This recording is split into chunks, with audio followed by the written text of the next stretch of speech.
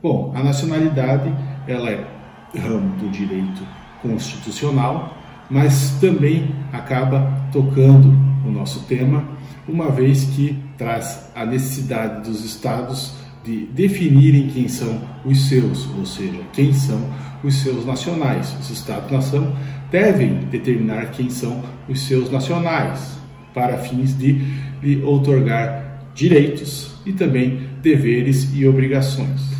A nacionalidade também é importante para o estudo do direito internacional privado, uma vez que ela nos remete a dois temas específicos que são a ideia de elemento de conexão e questão prévia. A nacionalidade hoje não é mais o principal elemento de conexão entendido pela doutrina de direito internacional privado, desde o advento da antiga LIC, hoje denominada LINDB, quando do seu surgimento, hoje denominada Lei de Introdução às Normas do Direito Brasileiro, ou simplesmente LINDB. Mas por que a nacionalidade é um elemento de conexão? Porque ela determina o direito aplicável, ou pode determinar o direito aplicável às causas com conexão internacional. E desde o advento da LIC, hoje LINDB, a doutrina preferiu utilizar em detrimento à nacionalidade os elementos de conexão residência e domicílio, tendo em vista mudança de pessoas, de locais, de regiões, de países. Portanto, a migração influenciou diretamente no entendimento da doutrina com relação à nacionalidade, como não sendo mais o principal elemento de conexão para a determinação do direito aplicável às causas de conexão internacional. Então, por vezes, a nacionalidade pode ser determinante do direito aplicável às causas de conexão internacional. O cidadão ser de outro país pode automaticamente fazer com que a legislação desse outro país lhe seja aplicável em virtude de uma eventual causa em que ele esteja envolvido. Outro aspecto importante da nacionalidade diz respeito à ideia de questão prévia. A nacionalidade também é entendida pela doutrina como uma questão prévia, ou seja, algo que vem antes da decisão final das causas de conexão internacional. Em alguns casos, há necessidade, por exemplo, do magistrado julgar uma causa que precede a causa principal em virtude da nacionalidade. Por exemplo, existe uma ação sucessória e o juiz, durante a ação, se depara com a inexistência da prova da nacionalidade de uma determinada pessoa. Para não prejudicar a decisão final, ele deve suspender a ação para fins de encontrar a nacionalidade do cidadão parte da ação sucessória, tendo em vista a possibilidade de prejudicar, caso ele não encontre, a decisão final. A ação aí deve ser suspensa para determinação da nacionalidade, no que diz respeito à prova, durante o processo. A questão prévia, também conhecida pela doutrina aí como questão prejudicial ou incidental. Questão prévia, prejudicial ou incidental, justamente porque incide sobre o mérito ou pode prejudicá-lo.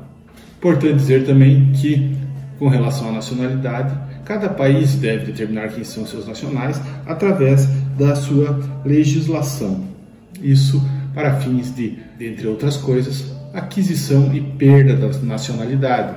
Isso toca diretamente a nossa disciplina. Lembrando ainda que, de acordo com o artigo 22.13 da Constituição Federal, compete privativamente à União legislar sobre nacionalidade. Outro tema importante que tangencia o direito internacional privado e é tido como uma disciplina jurídica afim é o estudo da condição jurídica do estrangeiro.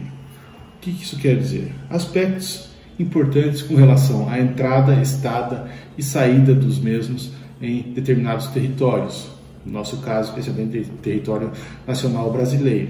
Aspectos também com relação à questão da distinção entre nacionais e estrangeiros, ou seja, será que o direito dos nacionais é o mesmo direito dos estrangeiros?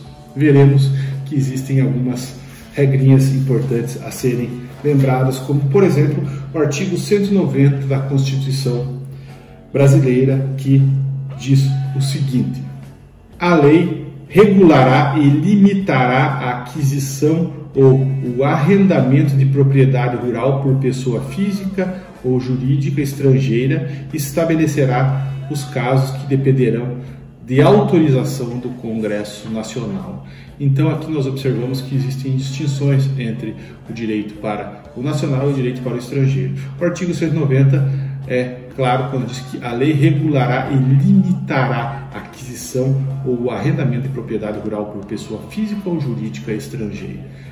Aconteceu muito durante o final dos anos 90 e começo dos anos 2000, uma espécie de fraude à lei em relação a esse exemplo do artigo 190. Existindo limitação para a aquisição de imóveis rurais por pessoas estrangeiras, os estrangeiros costumavam fraudar a legislação brasileira no seguinte sentido: adquirir uma pessoa jurídica brasileira, injetando dinheiro e formando capital social, ainda que de maneira oculta, e essa pessoa jurídica brasileira acabava adquirindo um imóvel rural, aí, portanto, burlando, fraudando a legislação brasileira. Fraude à lei, aí, especialmente no que diz respeito ao artigo 190 da Constituição Federal. Outro artigo bacana a gente mencionar é o artigo 222, também da Constituição Federal, que trata a questão da propriedade de empresa jornalística e de radiodifusão sonora no Brasil. O artigo 222 diz o seguinte: a propriedade de empresa jornalística e de radiodifusão sonora e de sons e imagens é privativa de brasileiros natos ou naturalizados há mais de 10 anos, ou de pessoas jurídicas constituídas sob as leis brasileiras que tenham sede no país. Então existem aqui algumas restrições também para a aquisição desse tipo de empresa pelo direito brasileiro, provavelmente para resguardar a questão da soberania. Vale lembrar que a Lei 6.815 de 80, conhecida como Estatuto do Estrangeiro, que dentre outras coisas criava também o Conselho Nacional de Imigração, está totalmente revogado. Vige hoje no Brasil a Lei 13.445 de 2017, que entrou em vigor no início de 2018 e que versa sobre a migração. Com isso nós temos, portanto, instituída a Lei de Migração no Brasil, que trata vários aspectos, desde o âmbito individual até o âmbito coletivo, incluindo aí, portanto, muita coisa importante. Já no seu artigo 1º, nós temos no parágrafo 1º, inciso 2, especialmente a designação do imigrante.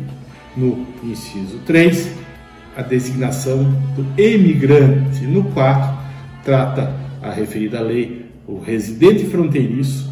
No inciso 5, o visitante. E no inciso 6, o apátrida. Referida lei versa ainda sobre a política migratória brasileira, como deve se dar, e também aspectos importantes no respeito ao quesito sociedade. Seguindo a leitura da Lei 13.445 de 2017, nós observamos que existem vários tipos de visto, não é? Concedidos, portanto, aí pela autoridade brasileira. Também trata da condição jurídica do migrante e do visitante, dentre outras coisas, como, por exemplo, extradição, expulsão e deportação. Outra disciplina importante a ser estudada pelo direito internacional privado é o direito processual internacional. Basicamente, aqui nós estamos diante do estudo do direito processual civil, uma vez que tratamos do direito internacional privado. Não estamos falando de processo internacional diz respeito aos estados, nação ou organizações internacionais. Estamos falando de causas com conexão internacional de direito privado. Por que é importante estudarmos o direito processual civil? Em virtude de esse ramo do direito tratar aspectos como as cartas rogatórias e o seu processamento, as chamadas homologações de sentenças estrangeiras, o seu reconhecimento no nosso Estado-nação, e a cooperação interjurisdicional, o auxílio direto. A doutrina mais moderna de direito internacional privado inclui, no estudo do direito processual civil, a arbitragem internacional, né? Distinguindo aí mediação de arbitragem, uma vez que na mediação nós escolhemos alguém para promover uma composição no momento da elaboração de um contrato, e na arbitragem nós temos aí como exemplo primário também a ideia de escolhermos alguém para julgar ou decidir acerca de uma causa que as partes possuem. Portanto, distinguindo mediação de arbitragem. Mais clássico, aí, estudo do direito internacional privado. Lembrando que é de suma importância o entendimento acerca da competência internacional para julgar determinadas causas com conexão internacional. Outro ramo importante a ser estudado no direito internacional privado, como objeto do mesmo, é o direito internacional público, né? Existem algumas teorias que promovem aí a separação dos dois ramos, né, como uma forma didática. O direito internacional privado tangencia o direito internacional público. Em algum momento eles acabam se tocando e nesse momento ocorre uma confusão. Se pensarmos pelo lado especialmente aí de que a gente tem autonomia para contratar do direito privado, ou seja, quem determina as regras dentro da nossa autonomia da vontade para contratar é o direito público. A gente pode acrescentar a ideia de direito transnacional, ou seja, aquele direito que ultrapassa as fronteiras dos estados.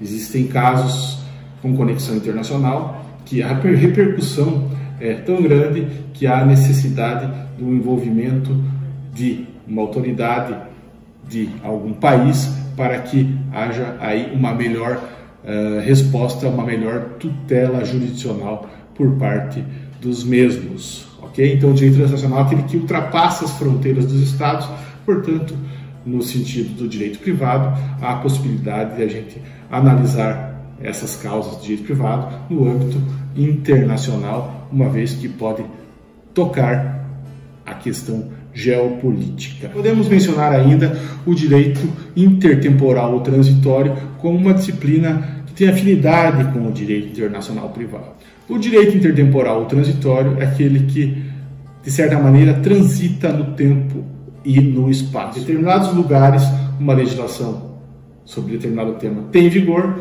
em outros lugares ela não tem vigor. Em um determinado tempo, uma legislação vale e em outro determinado tempo ela não vale. Isso a gente entende como direito intertemporal transitório. Transita no tempo, dentro temporal do tempo. Deve analisar a ideia de intertemporalidade no sentido do espaço onde essa temporalidade se dá. Por fim, mas não menos importante, podemos utilizar outro exemplo de disciplina jurídica que tangencia o direito internacional privado, que é o direito comparado. No direito comparado, nós temos a análise de direitos de estados-nação diferentes. Daí surge o nome de direito comparado, não é? Entre as legislações dos países. Importantíssimo para o nosso estudo, uma vez que a gente consegue colocar os dois direitos lado a lado e promovermos uma análise, portanto, da ideia consuetudinária, da ideia da região, da ideia da cultura do povo, aí, portanto, de cada nação. Por isso, direito comparado, análise de direitos de diferentes estados-nação. Coisa que até um certo tempo atrás era difícil leitura. Hoje nós temos uma facilidade. Antes havia necessidade de buscarmos a comparação dos direitos de países diferentes através das bibliotecas, através, enfim, de periódicos ou até mesmo através de pesquisa com consulados e embaixadas. Hoje, com o acesso à internet, nós temos uma facilidade bem maior, portanto, inclusive com relação à questão da veracidade, vigência, validade e eficácia de direitos de países diferentes, além, claro, da ideia de uma tradução facilitada pela internet. Bom, esses são alguns exemplos aí de disciplinas jurídicas que têm afinidade com o direito internacional privado, a saber, nacionalidade, condição jurídica do estrangeiro, direito processual internacional, direito intertemporal ou transitório, direito transnacional, direito comparado. Beleza, pessoal? Obrigado. Até a próxima aula.